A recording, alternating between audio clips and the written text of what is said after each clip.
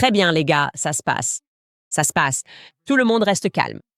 Après l'épisode d'hier où on a un peu attaqué frontalement Turning Point USA, parce que honnêtement, je pense que tout le monde dans le monde entier en a assez de l'absence de réponse, de vouloir passer à autre chose, de tenter de nous manipuler en évitant de répondre à des questions basiques. Alors, on y est allé, franchement. Et devinez quoi? Turning Point a décidé de répondre officiellement à tout ce que nous avons dit. Et après une très longue diatribe dans laquelle il déforme complètement l'enquête publique et mondiale sur l'assassinat de Charlie Kirk, ils ont enfin lancé une invitation publique. Ou un défi. Je ne sais pas trop ce que c'est, mais j'accepte. D'accord? Très honnêtement, tout ce que nous avons toujours demandé, ce sont des réponses sensées à nos questions de base sur ce qui s'est passé le 10 septembre. Et il semble que nous allons obtenir ces réponses. Donc, c'est une victoire majeure, vraiment majeure. Je suis enthousiaste. Aussi, plus tard dans l'émission, ce que j'ai pour vous, c'est The Game, dont le rappeur va sortir une chanson intitulée « L'assassinat de Candace Owens ». Et j'ai encore des questions. J'ai des questions. Ai-je le droit de poser des questions? Bienvenue à nouveau sur Candace.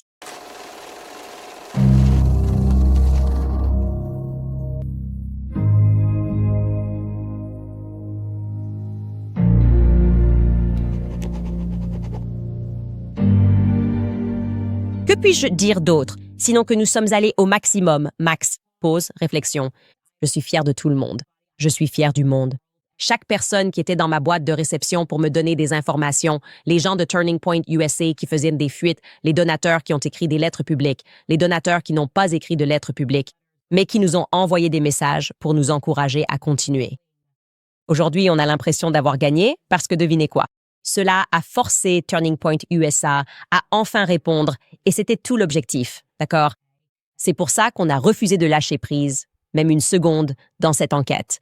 Ils voulaient simplement pouvoir faire l'éloge funèbre de Charlie Kirk lors d'un grand événement commémoratif. Puis ils voulaient que nous passions simplement à autre chose. Et nous ne l'avons pas fait, d'accord? Donc oui, nous devrions célébrer le fait d'avoir maintenu la pression, d'avoir exigé des réponses, même dans cette immense culture du TDAH, et que tout le monde est constamment distrait par son iPhone. Que nous avons gardé le cap, d'accord? Turning Point va s'engager à organiser un événement diffusé en direct où ils vont apparemment répondre à toutes ces questions en suspens. Et je dirais que ce sont des questions assez basiques dès le départ. Pourquoi ils ne l'ont pas fait dès le début? Personne ne le sait. Nous pourrons entendre leur explication sur les raisons pour lesquelles ils ne l'ont pas fait dans un instant, car ils ont envoyé Blake Neff. Blake Neff, d'ailleurs, est le producteur de l'émission de Charlie Kirk. Il est en quelque sorte le talent tournant de l'émission de Charlie Kirk. Il apparaissait déjà aux côtés de Charlie dans l'émission, ce qui n'a rien d'inhabituel.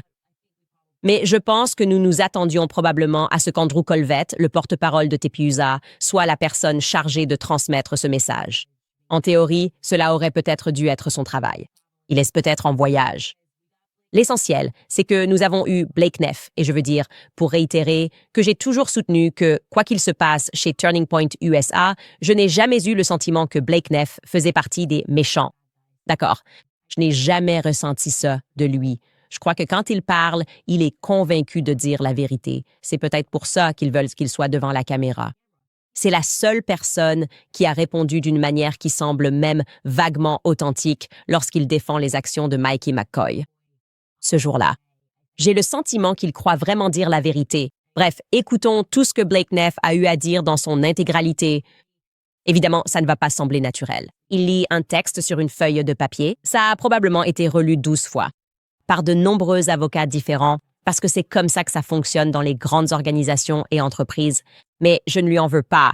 Je vais m'arrêter à certains moments parce que je veux pouvoir réagir au fur et à mesure. C'est un peu long, mais je veux leur donner ma tribune, comme je l'ai toujours proposé. Donc voici Blake Neff. Depuis le meurtre de Charlie, Candace Owens a lancé un flot d'accusations contre des personnes de Turning Point USA, de Turning Point Action et contre des membres de cette émission. Elle les a portées contre certains des amis les plus proches de Charlie et contre certains de ses employés les plus dévoués. Oui. Elle l'a suggéré. Michael McCoy, le chef de cabinet de Charlie, savait que Charlie allait être assassiné, était content de sa mort et est resté silencieux parce qu'on lui a dit qu'il serait le prochain Charlie. Elle a suggéré que Michael n'est pas son vrai nom. C'est bien son vrai nom, j'ai vu son acte de naissance moi-même.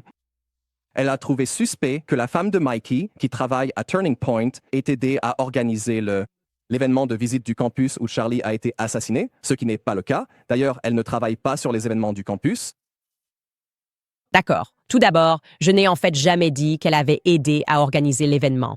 J'ai dit qu'il était suspect que la femme de Mickey McCoy, qu'on n'ait jamais su qui avait organisé l'événement.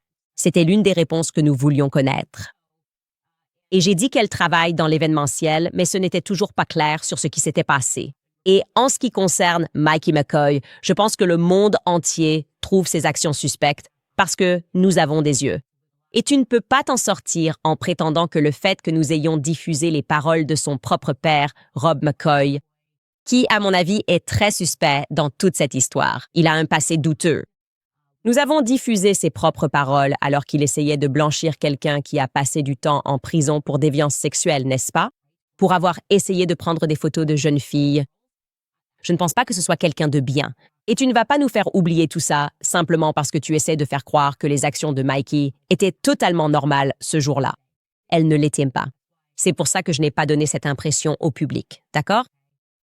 J'ai peut-être exprimé ce qu'il ressentait, ce que tout le monde refuse de faire. Mais je pense vraiment que Mikey McCoy devrait avoir à répondre de la personne qu'il avait au téléphone juste au moment où le coup de feu a retenti. Donc oui, c'est son père, son propre père, qui a parlé des carnets de Charlie et qui a dit que Mikey McCoy était talentueux. Et c'est Mikey McCoy qui est ensuite monté sur la scène de la Liberty University pour un événement qui était prévu pour Charlie Kirk. Voilà, c'est tout. C'est notre point de vue. Et je maintiens ma position. Continuons sur cette lancée. Candice a laissé entendre que l'événement survenu à l'Université de la Vallée de l'Utah était inhabituel et que ces détails suggéraient, je cite, un coup monté. C'était inhabituel. C'est un fait. Et vous pouvez me citer là-dessus car j'ai travaillé pour Turning Point USA et j'ai participé à toutes les tournées, absolument toutes. La tournée a lieu depuis 2019 et ces événements sont généralement décidés au moins un semestre à l'avance. Tout s'est mis en place très rapidement. C'est inhabituel et je ne sais pas pourquoi. Tu penses pouvoir réfuter cette idée alors que j'ai les emails pour appuyer cette affirmation. Continuons sur cette lancée. Elle a affirmé que des avions étrangers avaient suivi Erika Kirk à travers le pays et que Turning Point avait menti à ce sujet. Je n'ai absolument jamais dit que Turning Point avait menti parce que vous n'avez jamais répondu. Donc ça n'a en fait aucun sens. Et c'est pour ça qu'il n'est pas toujours bon de laisser les avocats tout rédiger, parce que parfois ils ne sont pas très attentifs aux détails. Ce que nous avons fait, c'est que nous avons d'abord montré que lorsque j'ai tracé ces étranges avions égyptiens, ils suivaient Charlie. Et cela m'a inquiété, car je me demandais s'ils traquaient Charlie. Nous avons ensuite évidemment réalisé qu'ils suivaient les événements TPUSA Faith, et que bien plus souvent, ils suivaient et peut-être traquaient Erika. Cela devrait vous préoccuper. Nous trouvons étrange qu'au lieu de vous préoccuper ou d'essayer de comprendre pourquoi un avion militaire étranger se trouvait au sol au moment de l'assassinat de Charlie Kirk, vous soyez contrariés par nos questions à ce sujet. Continuons sur notre lancée. Elle nous a accusés de mentir au sujet du souhait de Charlie qu'Erika prenne sa relève en cas de décès.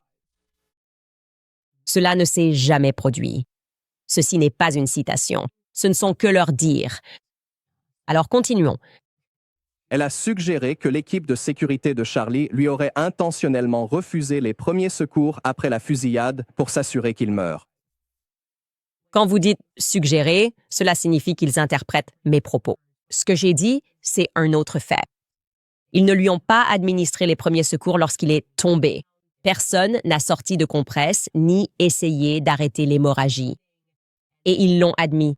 Lors d'un entretien avec Sean Ryan, Brian Harple a déclaré que cela était dû à la gravité de la blessure.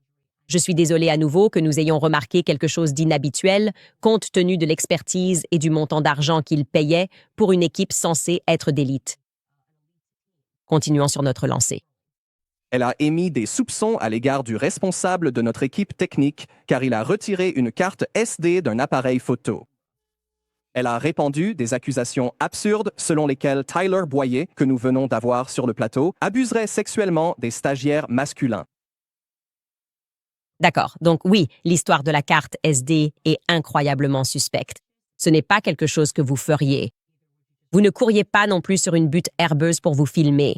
Encore une fois, ce sont des comportements inhabituels. Et plutôt que d'essayer de faire comme si c'était normal de se filmer en selfie et d'annoncer prématurément que quelqu'un est mort, peut-être devriez-vous expliquer pourquoi tout cela a eu lieu parce que vous avez raconté des mensonges vérifiables sur les raisons de ces événements. Parce qu'il ne faut pas oublier, Andrew Colvett était assis à côté de vous et a dit que c'était parce que des gens volaient. Des gens volaient. Vous auriez probablement envie de saisir les caméras très coûteuses et non la carte SD pour un événement qui était diffusé en direct.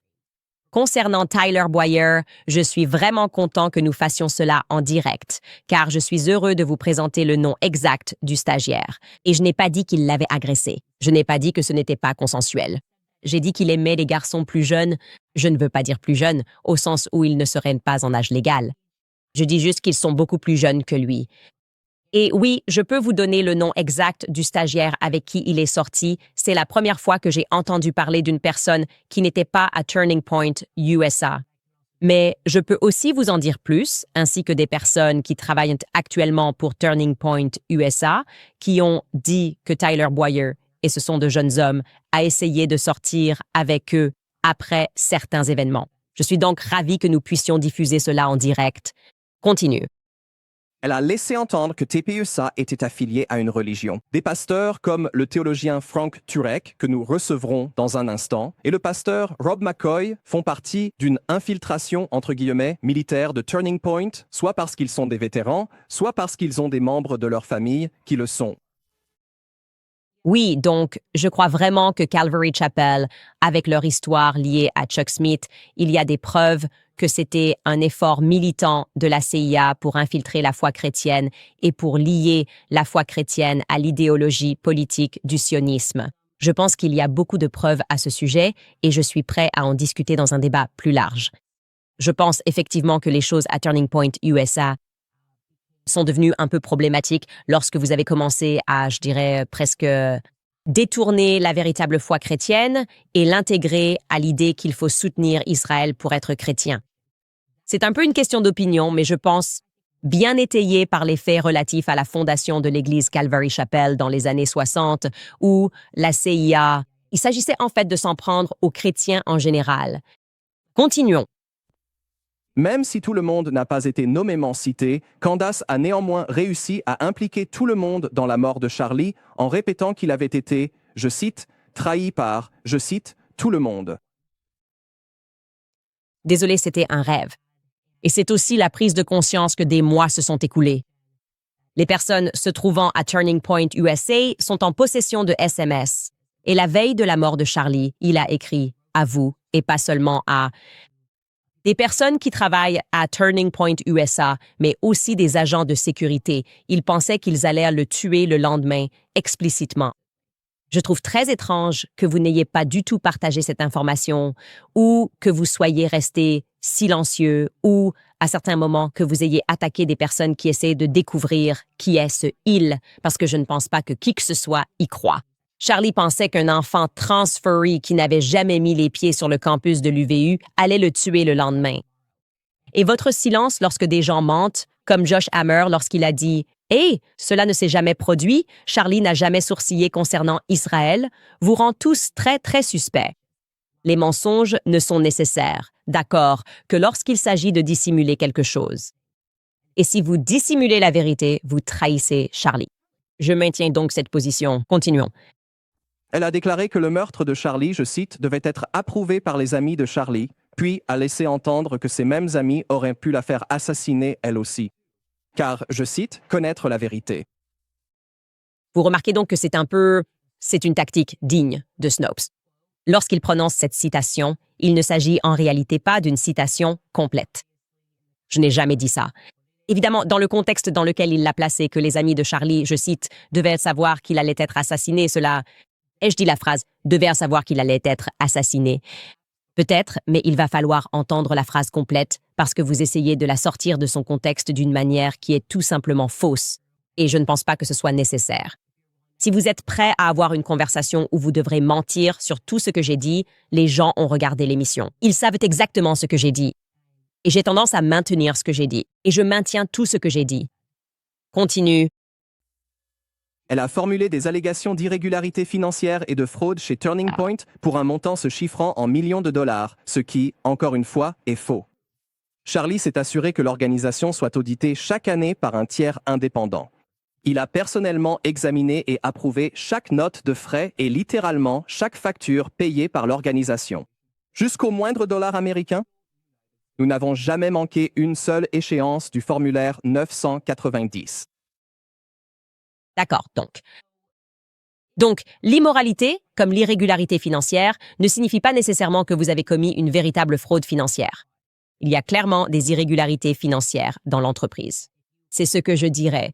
Si vous vous présentez comme une organisation caritative alors qu'en réalité vous faites disparaître des millions de dollars dans différentes LLC qui portent votre nom, ce serait une irrégularité financière, non? Par exemple, vous pourriez dire « Je suis prestataire pour cette LLC et pour cette autre LLC. Je ne fais rien d'illégal, mais c'est inapproprié, c'est incorrect. » La plupart des gens ne sont pas capables de lire ces formulaires et ne comprendront pas ce qu'il advient des 80 millions de dollars. Et je pense que ces questions sont bien sûr légitimes et que vous ne devriez avoir aucun problème à y répondre. Je suis frappé par le fait que vous essayez encore de confondre un audit annuel avec la demande explicite de Charlie de créer un département DOGE 7 jours avant sa mort. Ce n'est pas la même chose. Vous savez, ce n'est pas la même chose. Je sais que ce n'est pas la même chose. D'accord? Tout le monde sait que le DOJ n'est pas la même chose que les audits requis pour les 501c3 qui effectuent un audit interne. Et le fait que vous continuiez à déformer cela nous met mal à l'aise. Parlez du DOJ. Cela n'a rien à voir avec quoi que ce soit d'autre que Charlie, n'est-ce pas?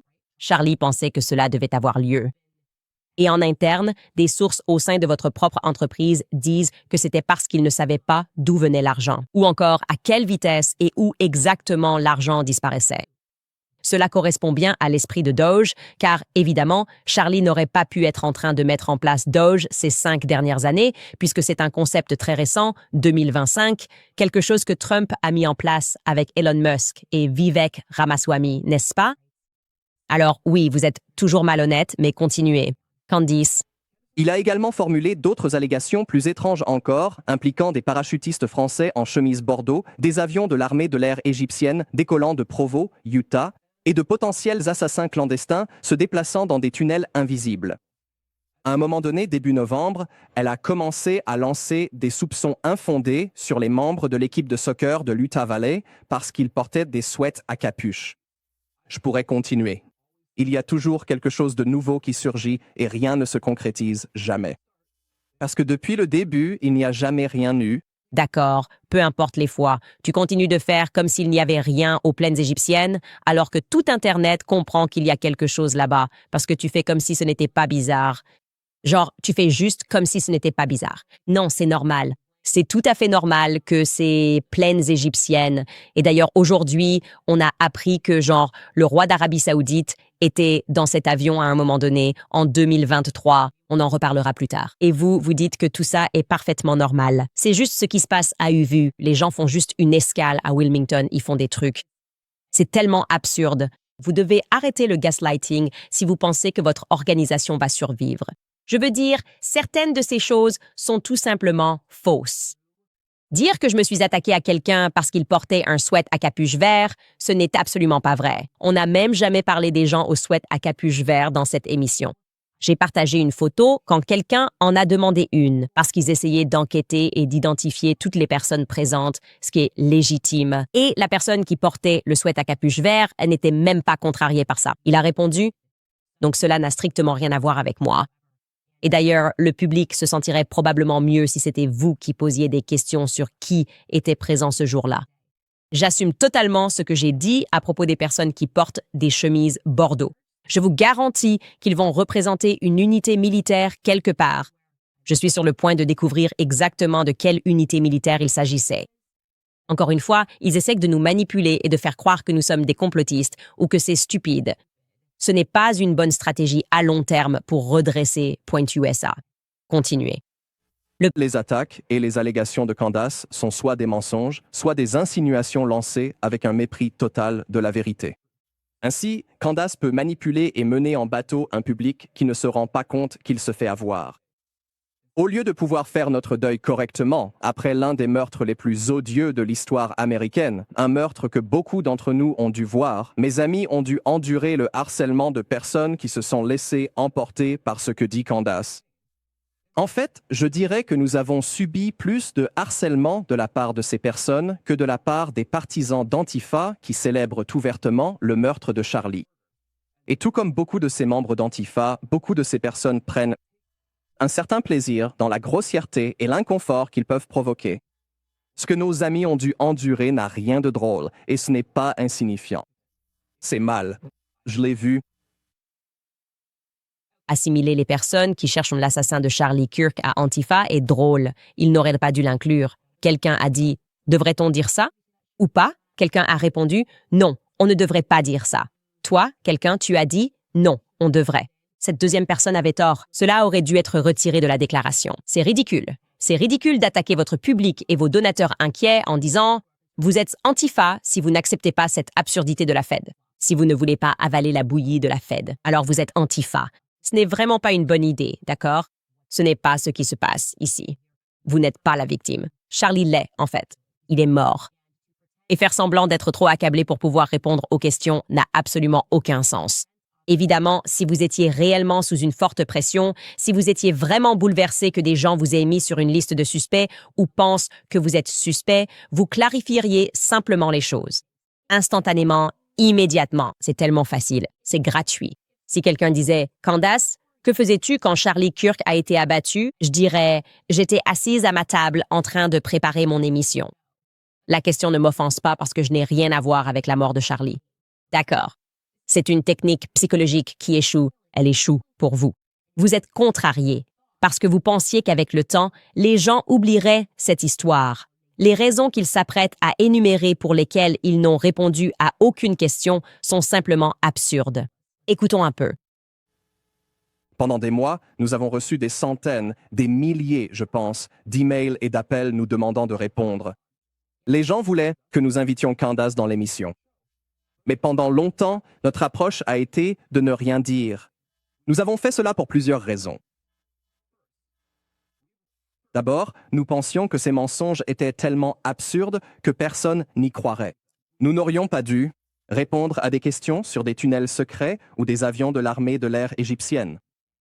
Ce genre de choses est tout simplement, c'est trop méprisable pour qu'on y réponde. La deuxième raison pour laquelle nous avons si peu parlé, c'est qu'il existe une bonne règle de base que Charlie a suivie. Ne nourrissez pas les trolls. Concentrez-vous sur la mission. Redonnez vie à l'Amérique. Élevez la jeunesse. Remplir le paradis. Ne donnez pas d'attention à ceux qui veulent vous démolir. Et semer la discorde. Enfin, nous n'avons pas répondu parce que Charlie a toujours considéré Candace comme une amie et nous gardions l'espoir qu'elle rendrait cette amitié et qu'elle arrêterait ce qu'elle faisait. D'accord. Donc la première chose qu'il dit ici, c'est que nous n'avons pas répondu parce que cela est en dessous de nous. Ce n'est tout simplement pas la bonne attitude. Je veux dire, c'est une attitude élitiste. Il serait en dessous de nous de répondre aux personnes mêmes qui se sont déplacées en masse. Parce qu'elles ont été tellement bouleversées par l'assassinat de Charlie qu'elles se sont toutes précipitées au Staples Center. Elles ont pleuré, ont fait des vidéos et ont fait des dons. Il serait indigne de nous de ne pas répondre à vos questions pertinentes, car nous trouvons tout simplement absurde que vous suggériez l'implication des autorités fédérales dans un assassinat. Cela ne s'est jamais produit dans l'histoire américaine. Quoi? C'est donc une chose ridicule. La deuxième chose qu'il dit, c'est que Charlie disait toujours « ne nourrissez pas les trolls ». Eh bien, cela contredit totalement ce qu'il dit ensuite, où il dit « Candace et Charlie étaient amis, donc je ne suis pas un troll. » D'accord, je ne suis pas un troll. Je ne suis pas en train de troller. Je ne suis pas quelqu'un qui détestait Turning Point et qui voulait que Turning Point échoue. En réalité, je suis exactement l'opposé de cela. Et c'est pour ça que les gens croient en moi et me font confiance, parce qu'ils sentent que je suis le seul à agir correctement dans cette situation. Qui ne voudrait pas examiner chaque détail s'il se souciait de quelqu'un? Qui ne voudrait pas que chaque question trouve une réponse? Qui ne serait pas immédiatement suspicieux? Voir des avions de chasse égyptiens. Qui ne se demanderait pas, mais pourquoi diable ces avions étaient-ils là? Turning Point bien avant, des années avant l'assassinat de Charlie. Qui est à bord de ces avions? Au lieu de cela, tu mentionnes les avions égyptiens pour la 4e fois. Donc, j'aimerais que tous ceux qui regardent ceci se réengagent à comprendre ce qui se passe avec ces avions égyptiens. Parce qu'ils sont nerveux à leur sujet, d'accord? Tellement de fois, ils essaient juste de donner l'impression que c'est complètement fou. Non, ils ont peur. Les avions égyptiens détiennent la clé et c'est évident, même dans la déclaration de Blake Neff. Mais oui, je ne suis pas un troll, d'accord? Et les gens ont suivi ce qui leur semblait authentique et ce n'était pas toi. Ils ne ressentaient pas cela de la part des amis les plus proches de Charlie. Pourquoi? Ils ne ressentaient pas cela de la part des pasteurs les plus aimés de Charlie. Pourquoi? Ne me blâme pas pour la mauvaise énergie que tu as dégagée, d'accord? Ne me blâme pas pour le fait que tu n'as pas passé le test de l'instinct auprès du public. C'est pour ça que tu fais ça, d'accord? C'est pour ça que tu fais ça, parce que ta stratégie a échoué. En fait, c'est ton ancien tournant avant qu'il ne mette le pantalon de la foi. C'est ta leçon de tournant à l'ancienne. Et ce que sont les marchés libres. Les marchés libres ont vu ce que tu proposais, n'est-ce pas? Et ils ont vu ce que je proposais. Tu proposais qu'on accepte cela et qu'on passe à autre chose. Et moi, je disais qu'il fallait enquêter là-dessus. Et les marchés libres ont dit non à Turning Point USA. Bref, laissons-le conclure sur ce qu'il pensait, je suppose, être la meilleure façon d'être un ami pour Charlie Kirk. Qu'en pensait-il? C'était le meilleur moyen pour eux de montrer qu'ils étaient amis avec Charlie Kerr. Continue comme ça, Blake. Mais dans une semaine, cela fera 3 mois que Charlie a été assassiné. Candace n'a pas changé de comportement. Elle a continué à répandre des mensonges sur les amis de Charlie, et elle continue d'en inventer de nouveaux sur de nouvelles personnes. Elle utilise ces mensonges pour s'enrichir tout en divisant le mouvement conservateur à un moment absolument critique pour ce pays. Il faut saluer cette audace. Je dois l'applaudir. Il faut l'applaudir. Excusez-moi sincèrement, mais j'essaie vraiment de ne pas du tout jurer, vous savez. Ces hommes, enfin cette entreprise, ces types formidables ont l'audace de m'accuser de m'enrichir personnellement. Quand ils vendaient des t-shirts, d'accord, sur ce pourquoi Charlie est mort, afin de s'enrichir eux-mêmes.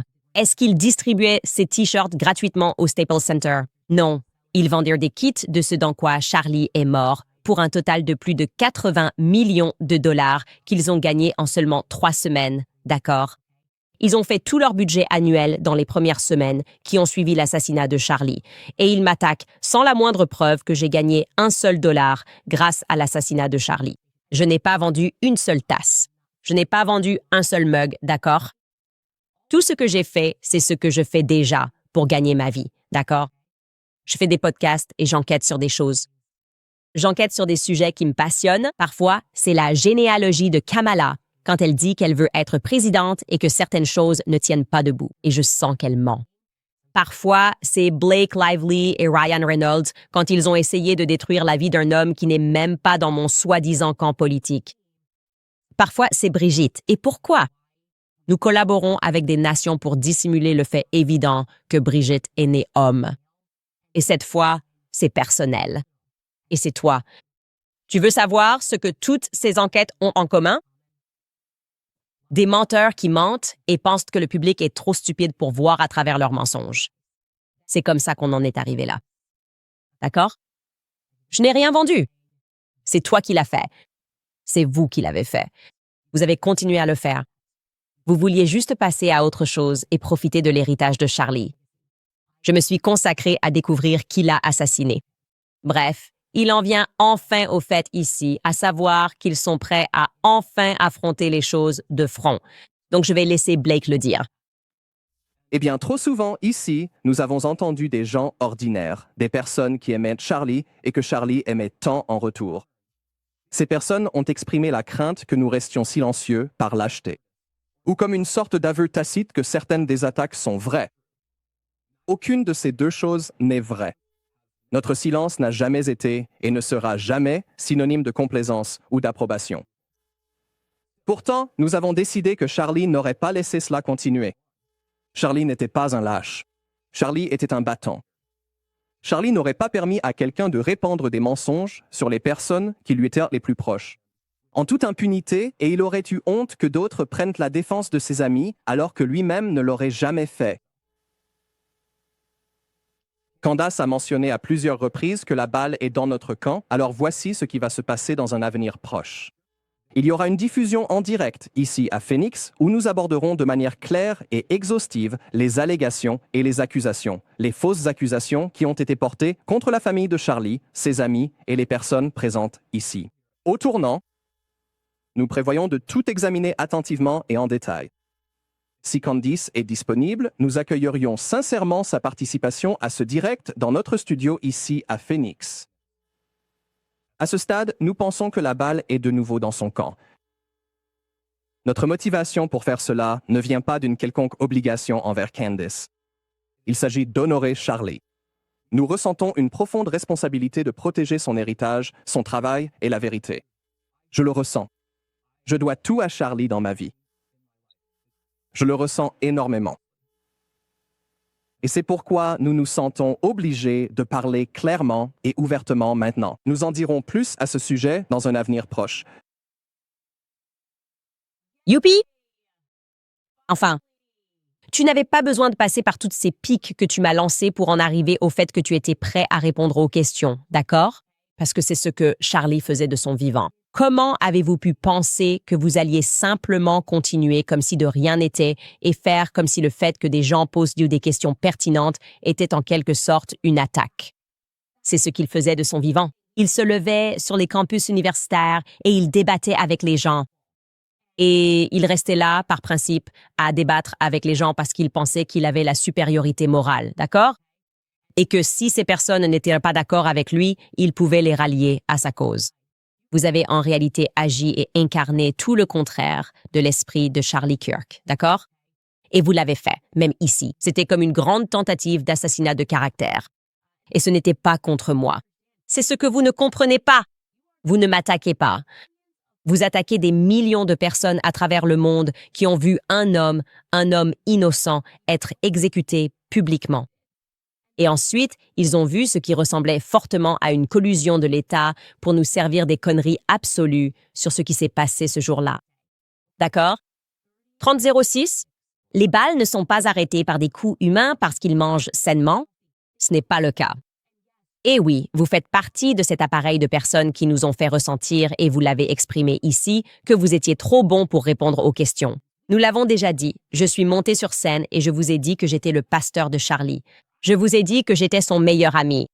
Je vous ai dit que vous avez même permis à des gens de s'immiscer dans son héritage alors que Charlie ne les aimait même pas. Et on est censé croire que vous faites tout ça parce que vous êtes son ami, parce que vous êtes engagé envers la vérité. Tu es resté là à laisser exactement les mêmes personnes qui ont mis la pression sur Charlie à la fin de sa vie, essayer de s'approprier tout son héritage, et tu fais semblant que c'est nous qui sommes immoraux. Tu es en colère parce que tu t'es fait prendre en train de mentir. Tu es en colère parce que tu t'es fait prendre la main dans le sac, mais tu ne peux pas me reprocher ça, d'accord? Ce sont tes propres erreurs, ce sont tes propres mensonges, et je n'avais pas l'intention de relâcher la pression une seule seconde. En fait, j'ai été tellement stratégique que j'ai gardé certaines informations en espérant que tu réagirais, que tu acceptes d'avoir une conversation publique parce que je veux te regarder dans les yeux et je veux te mettre au défi de me mentir. Parce que je me soucie profondément de ce qui est arrivé à Charlie ce jour-là. Je ne pense pas que nous ayons la vérité. Et je le crois vraiment parce que tu ne fais pas preuve de transparence concernant les informations que tu détiens sur Charlie. Vous envoyez des messages en disant qu'il pensait qu'il allait être assassiné le lendemain même. D'accord. Le jour où il était mort, Charlie savait, il pensait qu'il allait être tué le lendemain. Et vous gardez cette information pour vous. Donc, je suis la bonne personne. Oui, je suis la bonne personne pour m'asseoir en face de vous et vous poser des questions, n'est-ce pas? Certaines choses, Moira, ce que vous m'avez dit, ça que ce jour-là, ça ne colle pas. Je pense que le monde entier aimerait voir cette discussion. Je pense que tu peux le faire en l'honneur de Charlie. Je m'assierai là. Tu choisis l'endroit et l'heure. On aurait pu le faire aujourd'hui. Tu n'avais pas besoin de lire ça. D'accord, on a tous de la technologie. On aurait pu faire un live stream. On peut programmer un live stream. On peut récolter de l'argent pour Turning Point USA. Si tu promets de répondre à toutes les questions que j'ai, d'accord? Et ce n'est pas difficile. Ce n'est pas compliqué, si tu dis la vérité, de répondre aux questions. Quand tu es aussi émotif et que tu t'énerves face à la moindre question et que tu joues à ce jeu comme si tu étais David Hogg, Et pourquoi j'ai survécu à Parkland, alors comment oses-tu remettre en question mon autorité sur quoi que ce soit? Ce n'est pas une bonne stratégie sur le long terme. Ça ne sera pas efficace à long terme. Et je pense que tu es en train d'apprendre cette leçon. Parce que 3 mois plus tard, avec tous les médias traditionnels de ton côté et en train de m'attaquer, vous n'avez même pas pris ma défense, alors que vous saviez qu'ils mentaient à mon sujet. Vous êtes resté silencieux. Rien que pour ça, tu devrais avoir honte. Tu devrais avoir honte de t'asseoir en face de personnes qui ont tout fait pour empêcher la montée de Charlie, de partager un repas avec eux et de refuser d'avoir une conversation avec moi. Et, tu sais, je tenais à Charlie. N'as-tu donc aucune honte? Nous allons le découvrir. Tu peux choisir l'endroit, tu peux choisir le moment. Je dis qu'on le fait demain, pas besoin de planifier ça. Pas d'avocat entre nous, ni déclaration. Ce n'est pas comme ça que je fonctionne. Je me fiche de tout ça. Je veux que ce soit authentique. Comme je l'ai dit, tu peux prendre l'argent. On peut même récolter de l'argent en direct pour cette conversation. C'est à quel point le monde l'exige. Donc j'accepte avec tambour et trompette tout. J'accepte totalement. Je dis faisons-le demain. Faisons-le demain. Et ma seule règle de base, c'est pas d'assassinat, d'accord? Pas d'assassinat, pas de coup de tordu. Tu ne peux pas faire semblant que tu vas le faire. Et puis Candace meurt dans un accident mystérieux. D'accord? Nous revenons tout de suite après une courte pause. Très bien, les amis, cette saison des fêtes, vous pouvez exprimer votre amour avec un cadeau très spécial. Des steaks premium de Riverbend Ranch. Leurs coffrets de fêtes sont disponibles uniquement jusqu'à épuisement des stocks et ils vont partir très vite. Vous pouvez commander vos cadeaux de fête dès aujourd'hui sur riverbendranch.com. Si vous n'avez jamais goûté les steaks de Riverbend Ranch, il est temps de le faire, car je n'ai jamais mangé de meilleurs steaks de toute ma vie.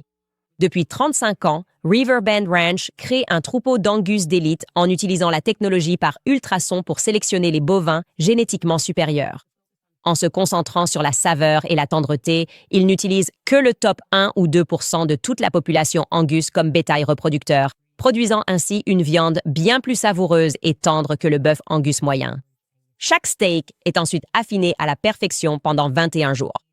Tout le bétail de Riverbend Ranch est né et élevé ici aux États-Unis. Ils n'utilisent jamais d'hormones de croissance ni d'antibiotiques et la viande est transformée directement dans leur ranch, dans leur installation de transformation primée et inspectée par l'USDA. Vous évitez les intermédiaires coûteux car la viande est envoyée directement du ranch à votre domicile. J'adore soutenir les éleveurs américains. Lorsque vous commandez sur riverbendranch.com et utilisez le code Candice, vous obtenez 20 $ de réduction sur votre première commande. Alors faites-le. Rendez-vous sur riverbendranch.com et utilisez le code promo Candice. Je veux aussi vous parler de la Wellness Company. Parce que, et si le mal de gorge et la fièvre qui vous ont frappé pendant la nuit ne signifiaient pas que vous deviez annuler un voyage en famille, manquer le travail ou perdre des heures aux urgences? Au lieu de cela, vous pourriez simplement ouvrir votre trousse d'urgence médicale de la Wellness Company, comparer vos symptômes au guide recommandé par le médecin et commencer immédiatement le traitement à la maison. Ceci n'est pas une trousse de premier secours. C'est un mini-centre de soins d'urgence. À l'intérieur, vous trouverez des médicaments clés pour plus de 30 affections. La COVID, l'angine streptococcique, la pneumonie. Fini les files d'attente. Modernisez la médecine au moment où vous en avez besoin. Commander est super simple. Lors du paiement, vous pourrez compléter un formulaire d'admission examiné par un médecin agréé. Remplissez vos ordonnances et le kit vous sera livré à domicile dans une semaine. Personne ne veut tomber malade pendant les fêtes, alors soyez prêts. Économisez du temps et de l'argent. La trousse d'urgence médicale met les soins d'urgence à portée de main. Commandez votre kit sur twc.health.candice. Utilisez le code Candice pour économiser jusqu'à 45 $. C'est twc.health.candice. Les kits sont disponibles uniquement aux États-Unis. Réservés aux résidents. Très bien, les amis, passons à quelques histoires. Je suis en train de rire en regardant le chat en direct. Il pense vraiment que Turning Point va me tuer. N'y allez pas. N'y allez pas en personne. C'est un piège. C'est un traquenard. Franchement, les gars, je pense qu'ils se diraient qu'ils seraient accusés pour ça. Je pense qu'on est tranquille de ce côté-là. Mais commençons par le Pentagone parce que c'est intéressant. Les États-Unis, le Pentagone, au cas où vous ne le sauriez pas, c'est le complexe qui abrite notre département de la Défense. C'est un complexe immense, n'est-ce pas? On peut dire que il n'y a pas de bâtiment plus pertinent pour communiquer au peuple américain sur les menaces étrangères. C'est littéralement le centre névralgique, le quartier général des forces armées des États-Unis pour leur armée de terre, la marine et l'armée de l'air. Et récemment, parce que le gouvernement américain veut apparemment que le monde cesse de nous prendre au sérieux en tant que nation ou quelque chose comme ça, ils ont décidé de procéder à une soi-disant refonte du corps de presse, apparemment pour laisser entrer de nouveaux journalistes indépendants et plus dignes de confiance. Et certains d'entre eux le sont, d'accord? James O'Keefe, évidemment, anciennement de Project Veritas, il est vraiment digne de confiance. Matt Gaetz, je l'aime beaucoup, mais certaines des personnes qu'ils ont laissées entrer sont presque tout le contraire de dignes de confiance et sont tout simplement radicalement pro-sionistes. Du genre, ils mentiront, voleront, tricheront et tueront au sens figuré.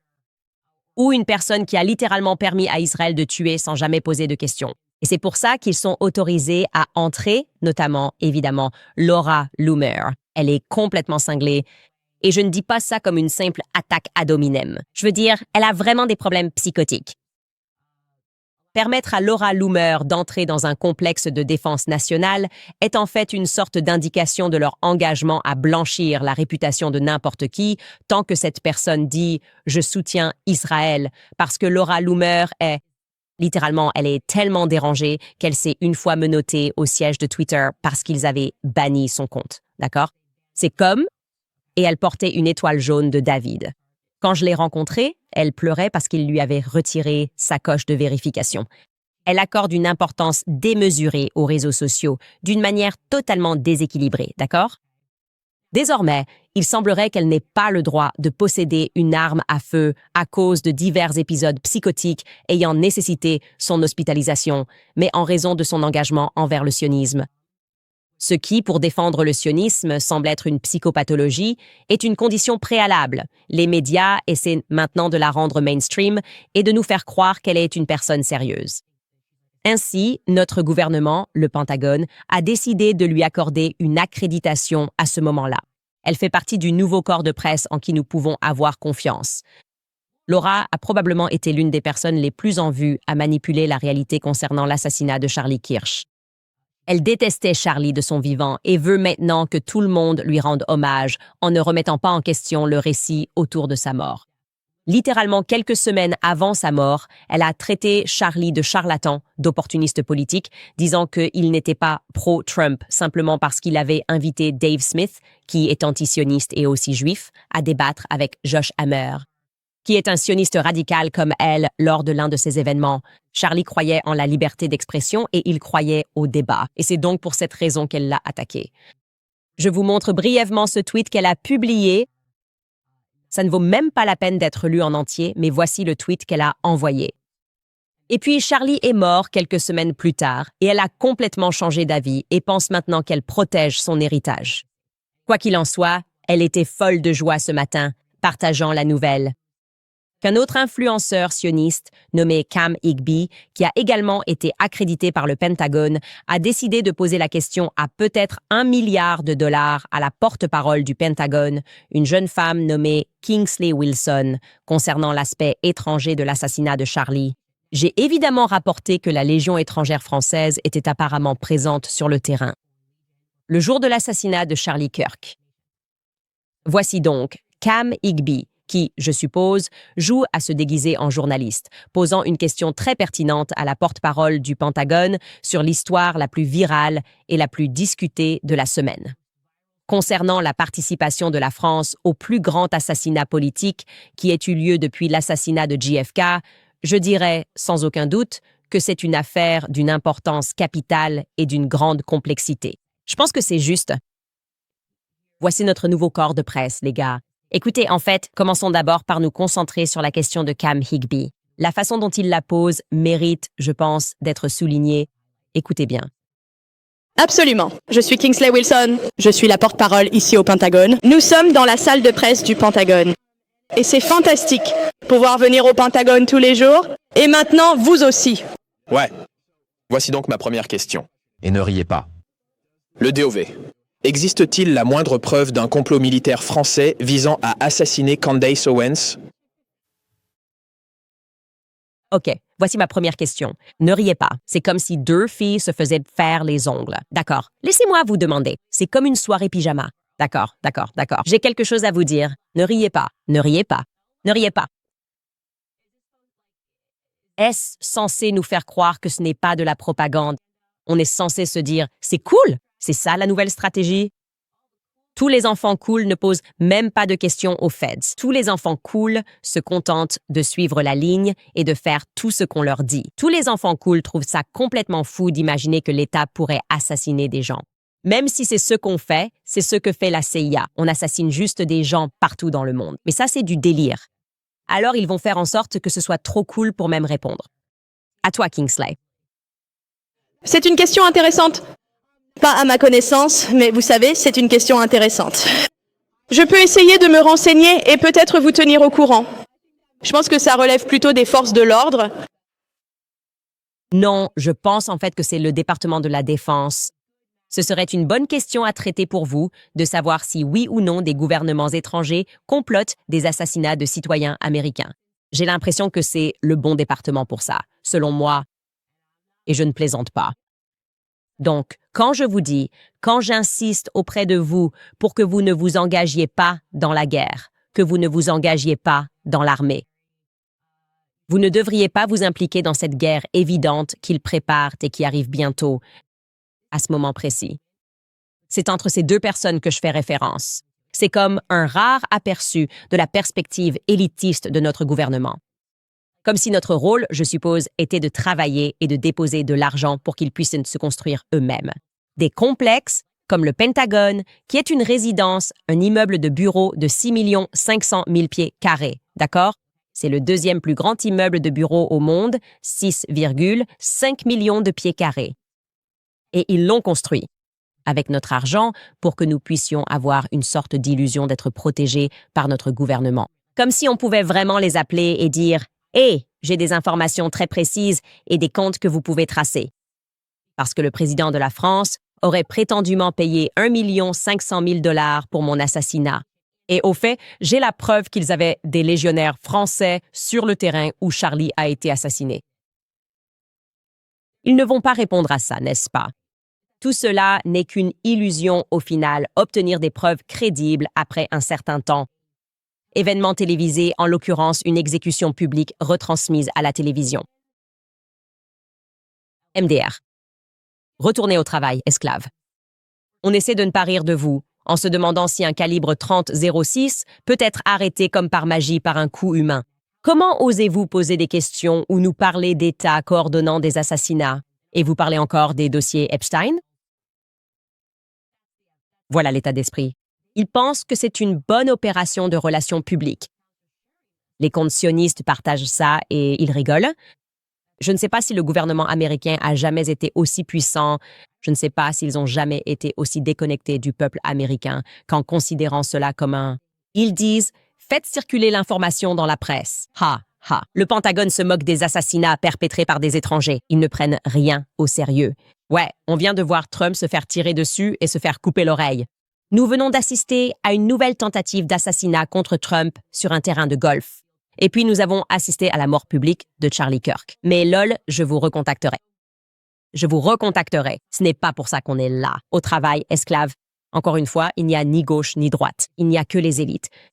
C'est l'appareil médiatique qui protège ces élites. Et puis, il y a le reste d'entre nous, censés être des esclaves, d'accord? Les élites possèdent tout. Elles possèdent tout le monde. Et si quelqu'un parvient vraiment à se libérer, n'est-ce pas? S'ils ont un individu dans la matrice qui crée quelque chose qu'ils ne peuvent ni contrôler ni acheter, alors il n'y a que quelques options pour cet individu, d'accord? L'État réagit et il dit « Nous allons vous détruire sur le plan de la réputation. Nous allons vous traiter de fou, attaquer votre réputation, inventer des accusations contre vous. Nous allons vous ruiner. Nous allons vous emprisonner ou nous allons vous tuer. C'est la réalité du monde dans lequel nous vivons, d'accord? Nous ne vivons pas dans une méritocratie. Ce n'est pas une nation libre. Ils doivent pouvoir vous contrôler. Et le moment où j'en parle est tellement parfait parce que cet article est paru dans Fortune hier. Voici le titre. Dans les coulisses de l'empire médiatique de Candace Owens et du procès Macron qui menace de le faire s'effondrer. Ils ont choisi ce titre comme s'ils en étaient fiers, comme si un procès pouvait tout faire s'effondrer. Ce qu'ils appellent un empire, c'est en réalité juste une mère de famille qui travaille de chez elle, qui a été licenciée et rejetée par littéralement des nations entières. Ils ont essayé de me détruire l'année dernière. Ils ont tout pris. Ils ont juste essayé de détruire ma réputation, de briser mes amitiés, et j'ai survécu. D'accord. Et ça les met en colère. Et donc cet article est écrit avec un tel élitisme, dans l'espoir que l'État intervienne et vienne tout casser, tout ruiner. Ceci est une citation réelle. Le procès doit déterminer si la controverse utilisée comme monnaie d'échange et qui a rendu Owens riche et lui a permis de créer une marque médiatique touchant des dizaines de millions de personnes peut survivre, ce que les experts qualifient de bataille juridique extrêmement coûteuse. Oui, nous allons mettre Candace Owens en faillite. C'est notre intention. Les experts disent que nous pouvons le faire parce que nous ne pouvons pas la contrôler. Elle ne s'est pas vendue ni au complexe militaro-industriel dans lequel nous vivons, ni aux grandes entreprises, ni aux multinationales. Elle n'a pas détourné le regard lorsque les Palestiniens étaient victimes d'un génocide par Israël. Et nous n'avons pas d'autres options. Nous sommes à court d'options ici. Alors, il faut soit la détruire, soit la ruiner. Et nous faisons savoir que nous allons la ruiner. C'est comme ça que ça fonctionne. Pour avoir dit la vérité d'ailleurs. C'est pour ça qu'on me poursuit en justice. Et ils ne mentent pas. Jusqu'à présent, dans le procès intenté par Brigitte Macron, nous avons payé plus d'1/4 de million de dollars et nous n'avons même pas encore eu notre premier jour au tribunal. D'accord, c'est la matrice. C'est ça la matrice. Et je réaffirme à ces gens que jamais je ne plierai le genou devant le mal. Je ne plierai jamais le genou, je ne me soumettrai jamais, surtout pas devant des gens qui font du mal aux enfants. Vous ne me verrez jamais me soumettre à cela, jamais. Ruinez-moi si c'est ce qui vous fait plaisir. Parce qu'au bout du compte, on a l'impression de vivre à une époque où vous ne faites qu'accélérer votre propre chute. C'est comme si les gens n'ont jamais été aussi éveillés et aussi conscients. Et le fait de se concentrer sur l'assassinat de Charlie Kirk prouve que vous n'avez pas pu faire disparaître cela. D'ailleurs, la mort de Charlie Kirk expose cette matrice d'une manière que je pense que nous ne pouvons même pas encore pleinement comprendre à l'heure actuelle. Nous avons posé la question et nous n'arrivons pas à trouver la réponse concernant l'endroit où se trouvait Rajit Macron. Aux dates où l'avion égyptien survolait l'Amérique, il y avait comme un trou de 6 jours dans l'emploi du temps de Brigitte.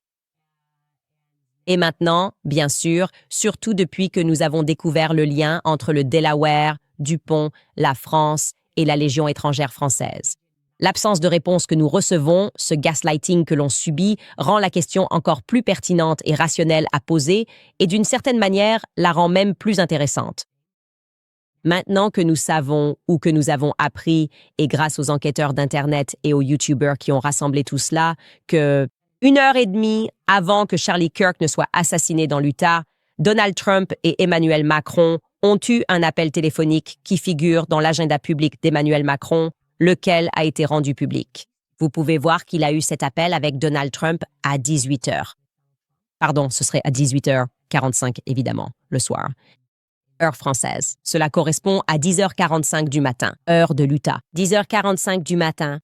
C'est à l'heure de l'Utah qu'ils ont eu cet appel téléphonique. Et regardez, cela pourrait ne rien signifier. Il se passe évidemment beaucoup de choses dans le monde. Et nous savons aussi qu'il y a eu beaucoup de discussions à propos de l'Ukraine. Et il y a 1000 raisons pour lesquelles Emmanuel Macron et lui auraient pu avoir cet appel téléphonique à un moment aussi mal choisi. Mais ce serait bien si un membre de la presse pouvait, sans plaisanter, demander quelle était la nature de ces appels téléphoniques. Juste pour que nous sachions, n'est-ce pas? Ce sont des questions qu'il me semble légitime de poser, vu tout ce qui se passe et le manque de véritables réponses que nous recevons de qui que ce soit. Qui aurait pourtant les moyens d'y répondre? Bref, les amis, on arrive presque à la fin de l'émission.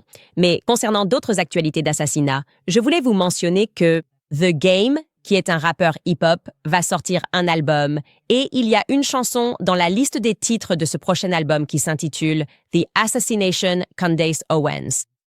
J'ai l'impression de vivre la meilleure année de ma vie ou quelque chose comme ça. Je ne sais pas. Pourquoi The Game? Pourquoi ça doit être la chanson numéro 13? Qu'est-ce qui se passe? J'espère que ce n'est pas du conditionnement prédictif, d'accord? On sait comment fonctionne Hollywood, d'accord? On lit vos livres. On lui a posé cette question. Pourquoi? Il a donné une réponse et voici ce que The Game avait à dire. Donc, tu as cette nouvelle mixtape qui va sortir et il y a ce morceau qui s'appelle The Assassination of Candace Owens. Ouais, pourquoi ce titre? Parce que récemment, j'ai vu des théories du complot, tu vois, à propos de Candace Owens venant d'elle-même. Elle l'a admis elle-même. Elle a l'impression que des gens complotent contre elle. Donc en fait, c'est plutôt un assassinat du personnage. J'ai juste utilisé ça parce que c'était dans l'actualité, mais ce n'est pas ça. La chanson ne parle pas du tout d'elle. Ah, d'accord. Donc c'est Just a moment, please, if you would be so kind. plus profond que ça. On utilise métaphore, c'est... D'accord, mais tu ne l'es pas? Je veux dire, tu n'as pas peur que Candace vienne te chercher à cause de ça? Enfin, ouais, non, je ne le suis pas. Non, je ne m'inquiète pas pour Candace. Mais en même temps, il faut écouter la chanson. D'accord, donc elle comprendra si elle écoute la chanson, peut-être? Je veux dire, le truc, c'est qu'elle a dit que des gens essayaient de l'assassiner. Donc tout ce que j'ai fait, c'est lui dire... Tu vois ce que je veux dire? Donc, encore une fois, la chanson ne parle pas d'elle. Mais Candace Owens, mec, c'est une femme vraiment intelligente, très brillante. Mais si elle s'en prend à moi, tu sais, c'est comme ça. C'est comme ça. C'est comme ça. Il y a des embrouilles dans ces rues, d'accord? Il y a des embrouilles dans ces rues et tu ferais mieux d'avoir peur car je pourrais venir pour toi. D'accord, je pourrais venir pour toi. Je pourrais sortir tout un album. Je pourrais aussi sortir toute une mixtape. D'accord. De toute façon, je pense que c'est une forme de flatterie.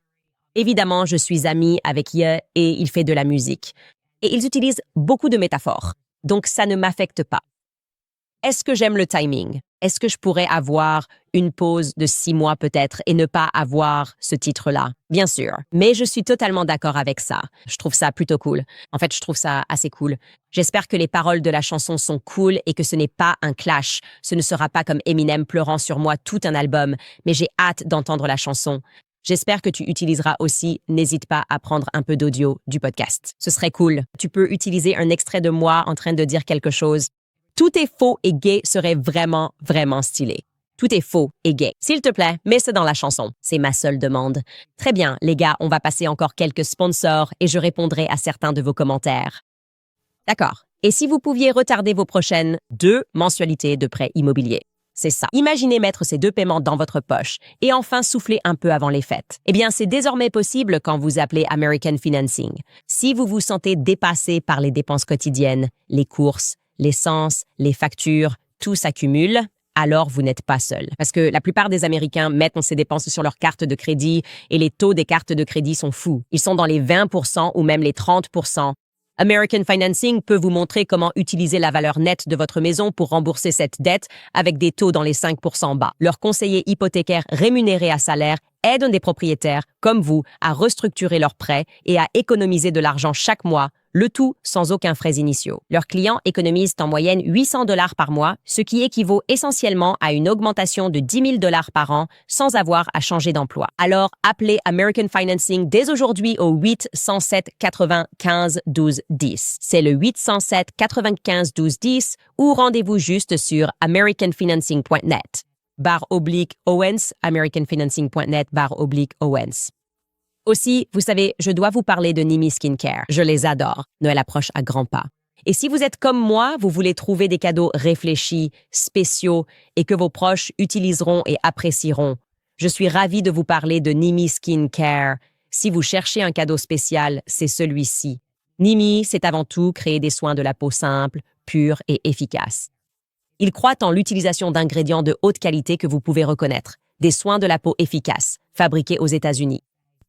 Et c'est tout aussi important. Vous soutiendrez une marque qui partage nos valeurs de foi, de famille et de liberté. Nimi offre des produits pour tous pour trouver le cadeau parfait en soins de la peau, que ce soit pour l'anti-âge, l'éclat, la réduction des pores ou une hydratation propre et efficace. Nimi a une solution.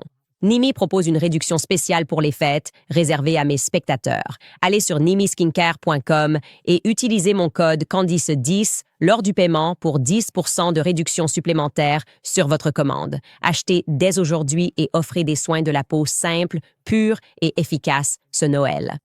C'est nimiskincare.com avec le code Candice10 au moment du paiement. Je veux dire, regardez, je suis évidemment la muse du jeu. Je ne pense pas que ce soit exagéré. Je suis évidemment la muse du jeu. Je suis sa muse pour ce prochain album. Donc, c'est désormais un fait. Et j'ai eu beaucoup de muses pour mon livre qui est enfin sorti, Make Him a Sandwich. Vous pouvez le trouver sur Amazon. Des gens m'ont demandé pour la livraison internationale. Si vous allez sur makehimasandwich.com, nous livrons désormais au Canada. Et vous pouvez obtenir ces exemplaires avec 20% de réduction si vous l'achetez directement sur le site plutôt que sur Amazon. Alors, rendez-vous sur makeimasandwich.com ou sur Amazon si c'est plus simple pour vous. Mais les exemplaires dédicacés ne peuvent être achetés que sur candiceowens.com.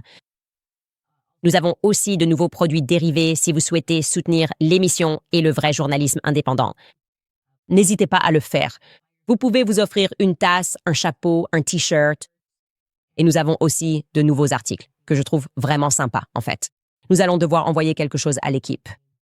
Le talent reconnaît le talent. Je pense que c'est juste le talent reconnaît le talent. Et vous pouvez désormais aussi offrir à quelqu'un un abonnement au Club Candice ou au Club de lecture sur notre site Internet. Il suffit d'aller dans la section « À propos » sur le site et de faire défiler jusqu'à « Vous souhaitez offrir un abonnement ?» Et si la réponse est oui, vous pouvez le faire dès maintenant. Très bien, meilleur commentaire de l'épisode d'hier. Quelqu'un écrit « Le pire dans le fait d'être éveillé, c'est de réaliser qu'il y a bien plus de personnes mauvaises sur cette planète que je ne l'aurais jamais cru possible. » En fait, je ne pense pas qu'il y en ait plus. Je pense qu'ils ont une quantité de pouvoir énorme. Je pense qu'ils ont le contrôle sur l'armée et je pense que ce pouvoir diminuera si nous arrêtons de nous soumettre à leur système financier, à leur système de pression sociale. Hollywood, vous savez, l'adoration que nous avions pour les stars et le fait que nous suivions leurs tendances. Et si nous étudions réellement d'où tout cela vient, ce qui est incroyablement maléfique, de l'endoctrinement, littéralement des doctrines du mal qui guident ce mouvement. C'est ce qui guide cette théologie, en fait. J'en ai parlé plus en détail avec Russell Brandon dans son émission, donc cela devrait sortir bientôt. Mais nous devons nous instruire sur l'origine de tout cela. Ils sont moins nombreux, mais ils ont beaucoup de pouvoir et beaucoup d'influence. Et ils ont fait chanter des personnes qui occupent des postes de pouvoir. Nous sommes définitivement plus nombreux qu'eux. C'est pour ça qu'ils veulent nous éliminer, évidemment. C'est pour ça qu'ils veulent nous droguer et nous maintenir ignorants, parce que les chiffres ne jouent pas en leur faveur. Donc, il faut s'assurer que ce ne soit pas seulement une question de nombre, mais aussi que l'idéologie ne soit pas de leur côté. La réponse à ceux qui veulent moins de familles, ce n'est pas parce qu'ils veulent que vous soyez plus efficace et que vous gravissiez les échelons de l'entreprise, ils veulent simplement qu'il y ait moins de vous. Il doit y avoir moins d'esclaves si vous voulez garder le contrôle. Et vous ne voulez pas courir le risque qu'une révolution s'abatte sur vous. C'est la véritable raison pour laquelle ils promeuvent toutes ces choses. Et c'est pour ça qu'ils veulent que les gens aient moins d'enfants, parce qu'ils veulent augmenter leur nombre tout en diminuant le nôtre. Donc nous devons être radicaux et ne pas non plus livrer nos enfants au système. Si vous le pouvez, et vous le pouvez, vous pouvez tout à fait faire l'école à la maison à vos enfants, les sortir du système. N'envoyez pas vos enfants à l'université. L'usure est une autre de leurs tactiques. Ne vous endettez pas. J'ai fait cette erreur. Et je n'ai rien appris. C'est juste plus de temps pour qu'ils endoctrinent vos enfants. Soyez audacieux pour changer le système. Soyez radical dans votre façon de prendre la responsabilité de votre propre foyer. C'est ce que je dirais en réponse à cela. La bonté l'emporte. La bonté l'emporte. En vérité, le Christ a déjà gagné. D'autres commentaires d'aujourd'hui. Meryl écrit « Fais attention, Candace. Il mise peut-être sur le fait que tu ne seras pas disponible pour une rencontre dans les prochaines semaines. Fais aussi attention à tes sources. Parfois, les fédéraux placent des sources avec des informations presque exactes afin d'humilier leur cible plus tard. Oui, j'en suis très consciente. Et nous sommes très prudents avec nos sources. Et parfois, cela s'est produit et nous n'y sommes pas allés. Heureusement, nous n'avons pas fait d'erreur publique, mais nous allons continuer. Et puis je me dis, je pense que c'est bon. Et puis Marc dira, je ne suis pas sûr de ça. Ou Skylar dira, je ne suis pas sûr de ça. Et c'est ce qui nous prend autant de temps. Chaque jour, c'est beaucoup pour une petite équipe, mais on doit débattre entre nous avant de publier. Merci pour ça. Briley écrit, ils n'ont répondu à aucune de tes questions. Ils n'ont fait que soulever des spéculations que tu as évoquées tout au long de la série. J'espère que vous n'irez pas là-bas en personne pour votre propre sécurité. C'est tellement triste que nous en soyons arrivés au point où vous vous inquiétez légitimement pour ma sécurité. Et je comprends ça. Je comprends. J'ai l'impression qu'il y a définitivement quelque chose militaire. C'est arrivé lorsque Charlie a été assassiné. Et je pense que notre malaise vient peut-être de leur refus de le reconnaître. Leur réponse est « Qu'est-ce qui vous fait peur ?» Mais honnêtement, je ne pense pas que Turning Point USA soit assez bête et stupide pour organiser un assassinat sur leur campus. Et ensuite penser qu'ils vont juste dire « ça vient d'arriver ». C'était vraiment bizarre. Elle a mangé un mauvais sandwich ou quelque chose comme ça. Mais c'est triste. C'est vraiment un signe de l'époque dans laquelle nous vivons que vous ressentiez vraiment cela. Angeline écrit « T-Pusa mentira surtout, comme ils l'ont toujours fait. Ne faites pas confiance à cela. La sécurité de votre famille, votre argent est compromise. L'équipe Candace Christ est la meilleure. » James Gray. La réaction de T-Pusa était fausse, calculée, apeurée. Le langage corporel de ce type était mauvais et il lisait un script. L'authentique, c'est à la fin quand il a dit « Je dois tout à Charlie ». C'est à ce moment-là qu'il a quitté le script. Je ne sais pas s'ils se souviennent ou savent encore comment être authentique comme ça. Ils vont le découvrir parce que je suis très authentique et que le fait d'avoir une discussion en face à face, je pense que c'est la meilleure façon de répondre à cela. Écoutez, je viens de Turning Point USA. Donc vous savez que pour moi, faire cela comporte une part de peine.